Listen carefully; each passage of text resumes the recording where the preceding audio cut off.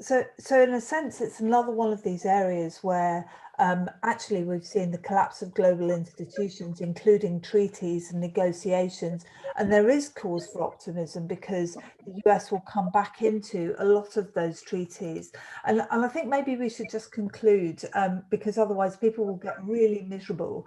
To conclude on an optimistic note, now I'm fairly optimistic about Brexit now. And I have to say it's the first time in about 4 or 5 years where I felt like this, but I believe that there is now a framework.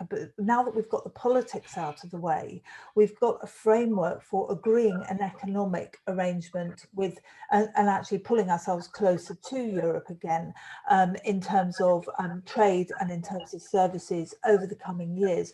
We'll be doing a lot of, I mean, we're in a suboptimal position. There's no doubt about that in terms of trade now and in terms of lost GDP, but we're in a position where we can negotiate forward because we've defined the sovereignty that the Brexiteers were talking about, and we can move forward from there.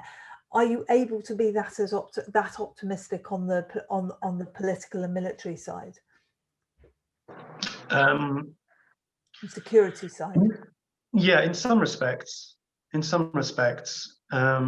but my main concern, obviously, from a security perspective, is the process that the UK now has to go through to maintain the same level of security as it had when it was in the EU. Just going to be harder. So, for example, we've lost access to the European Criminal Records Information System, which is real-time data. We've also lost access to the European arrest warrant, and we've been shut out of the SIS2, which basically raises alerts and things on organized crime and also terrorism. So essentially now what we have to do is we have to have effective coordination in a different way with our European partners. Our objectives are the same. We all want sort of peaceful and secure Europe, but it is, in my opinion, still going to be slightly more challenging outside of Europe.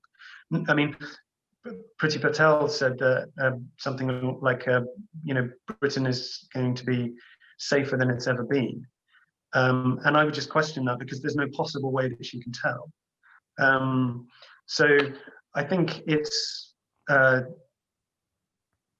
important not to be complacent.